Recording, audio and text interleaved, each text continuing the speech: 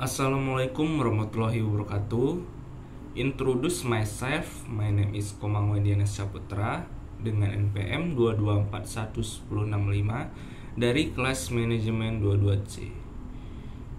Di video ini saya akan sedikit menjelaskan tentang materi memahami konsep penilaian kinerja. Next, kita langsung ke penjelasannya. Yang pertama itu ada definisi penilaian kinerja. Setiap perusahaan atau organisasi memerlukan sumber daya untuk mencapai visi dan misinya. Sumber daya yang merupakan sumber energi, kekuatan yang diperlukan untuk membuat daya, aktivitas, kegiatan, maupun tindakan. Sumber daya tersebut ada berbagai macam, beberapa antara yaitu sumber daya manusia, sumber daya alam, sumber daya finansial, dan sumber daya ilmu pengetahuan serta teknologi. Dari segala macam jenis sumber daya tersebut, sumber daya manusia menjadi sumber daya yang paling penting, karena sumber daya manusia lah yang dapat menggerakkan dan membangun sumber daya lainnya guna mencapai tujuan perusahaan. Makna penting sumber daya manusia ini bisa kita lihat dari kenyataan bahwa manusia merupakan elemen yang selalu ada dalam kegiatan organisasi ataupun perusahaan. Apapun kelebihan lainnya yang dimiliki organisasi, untuk memaksimalkan produktivitas dan laba diperlukan karyawan yang kompeten serta berdedikasi tinggi terhadap tujuan perusahaan yang bermacam.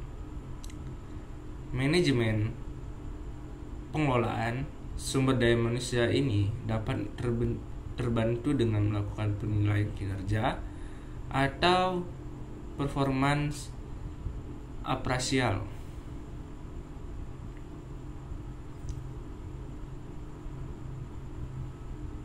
Metode ini dilakukan untuk memberitahu kepada para karyawan apa yang diharapkan. Pengawas untuk membangun pemahaman yang lebih baik satu sama lain. Penilaian kinerja juga disebut sebagai peninjauan kinerja, evaluasi karyawan, dan mengkomunikasi hasil proses tersebut kepada karyawan itu sendiri. Next, kita materi selanjutnya. Materi selanjutnya yaitu tujuan penilaian kinerja. Salah satu permasalahan pokok yang ditemui oleh perusahaan dalam penilaian kinerja pegawai adalah tujuan lengkap double reason dari penilaian kinerja. Menurut TV Raw pada beberapa tujuan penelitian, yaitu ada 4. Yang pertama, menyediakan kesempatan bagi pegawai untuk mengdasarkan satu berbagai tindakan yang telah diambil dalam kaitan dengan aneka fungsi yang bertalian dengan perannya. Yang kedua, keberhasilan dan kegagalan sehubungan dengan fungsi-fungsi. Yang ketiga, kemampuan yang diperlihatkan dan kemampuan yang didasarkan kurang dalam melaksanakan kegiatan-kegiatan itu, dan berbagai dimensi administratif serta perilaku yang telah diperlihatkan oleh selama setahun. Yang kedua, mengenali dan kebutuhan pengembang diri sendiri, membuat rencana di dalam organisasi dengan cara mengidentifikasi dukungan yang diperlukan dari atasan yang harus dilaporinya dan orang-orang lainnya di dalam organisasi. Yang ketiga, memulai tinjauan tahunan dan proses berpikir yang mencakup seluruh organisasi untuk meningkatkan pengembangan inisiatif pribadi untuk mencapai efektivitas manajemen. Yang keempat, menyerahkan kontribusi kepada supervisor yang dapat dilaporkan tentang apa yang dicapai dan fleksinya, sehingga ia bisa memverifikasi prestasinya sendiri dalam efektif dan penilaian yang lebih objektif. Ini adalah persiapan yang diperlukan untuk diskusi, evaluasi, dan perencanaan kinerja, juga meningkatkan prestasi kerja. Beberapa hal lain yang menjadi tujuan evaluasi kinerja adalah sebagai berikut. Yang pertama, sebagai dasar pengambilan keputusan. Yang kedua, sebagai dasar untuk memprediksi kinerja dan korelasinya dengan hasil tes, termasuk hasil evaluasi kinerja. Yang ketiga, memberikan umpan balik kepada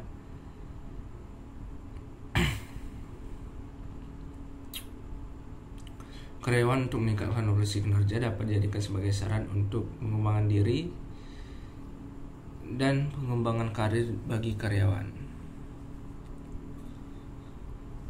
Yang keempat ada, jika perusahaan dapat mengidentifikasi kebutuhan pengembangan lapangan kerja, maka evaluasi kinerja dapat membantu dalam menentukan tujuan program pelatihan. 5. Jika perusahaan dapat secara akurat menilai kinerja karyawan, maka evaluasi kinerja dapat membantu mendiagnosis masalah di organisasi atau perusahaan. Penilaian kinerja juga diperlukan untuk mencapai beberapa tujuan berikut. Pertama, identifikasi keterampilan dan kekuatan pekerja. B. Mengidentifikasi potensi pengembang karyawan. C. Memberikan informasi untuk mengembangkan karyawan. D. Meningkatkan produktivitas organisasi atau perusahaan. E. Menyediakan data untuk kompensasi pekerja yang adil.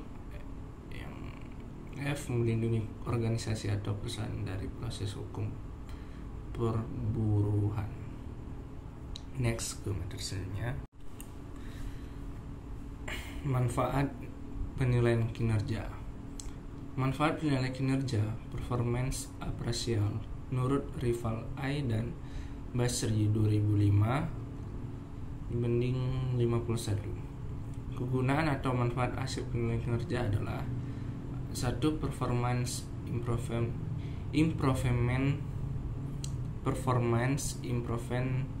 improvement berbicara tentang umpan balik kinerja untuk membantu karyawan, manajemen, supervisor, dan spesialis SDM dalam membentuk kegiatan yang tepat untuk meningkatkan kinerja di masa depan.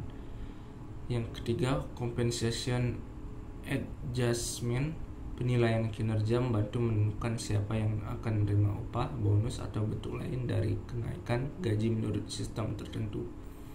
Yang ketiga, placement decision, promosi atau demosi dapat didasarkan pada kinerja masa lalu dan bersifat proaktif. Misalnya dalam bentuk kompensasi bagi karyawan yang telah berkinerja baik dalam peran sebelumnya. Next. Yang keempat ada training and development needs kinerja. Yang buruk menunjukkan keperluan pelatih ulang, sehingga setiap karyawan harus selalu memiliki kesempatan untuk berkembang guna memenuhi kebutuhan posisinya saat ini.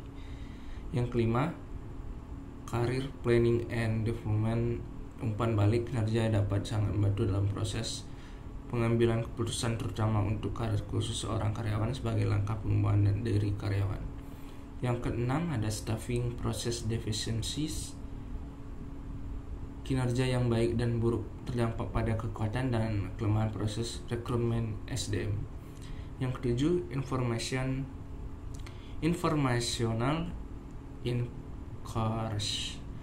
inaccuracy, kinerja yang buruk dapat menentukan kesalahan dalam informasi, analisis pekerjaan, perencanaan tenaga kerja, atau aspek lain dari sistem manajemen SDM Anda. Hal ini menyebabkan ketidakakuratan dalam perekrutan, pelatihan, dan keputusan konsultasi. Yang ke-8 ada job design error, kinerja yang buruk dapat menjadi tanda pengaturan kerja yang salah satu tidak tepat. Kegagalan ini dapat diagnosis dengan penilaian kinerja. Yang 9 ada feedback to human resource. Baik buruknya kinerja suatu perusahaan menunjukkan seberapa baik fungsi departemen sumber daya manusia dijalankan. Next. Metode penilaian kinerja. Setiap perusahaan melakukan penilaian kinerja karyawan atau performance review secara periodik, umumnya setiap 3 bulan, 6 bulan, atau 1 tahun. Evaluasi dilakukan menggunakan performance appraisal methods atau metode penilaian kinerja karyawan. Penilaian tidak hanya berguna dalam memberikan umpan balik untuk perbaikan kinerja karyawan, tapi juga sebagai dasar pengambilan keputusan manajemen perusahaan terkait kelanjutan hubungan kerja dengan karyawan. Dihentikan atau dilanjutkan. Selain itu, hasil evaluasi juga menentukan pemberian reward pada karyawan yang memiliki kinerja di atas rata-rata, misalnya berupa bonus, kenaikan gaji, dan promosi jabatan. Baik, itu saja sedikit dari penjelasan saya. Bila ada kata salah maupun kurang berkenan, saya mohon maaf. Saya akhiri. Wassalamualaikum warahmatullahi wabarakatuh.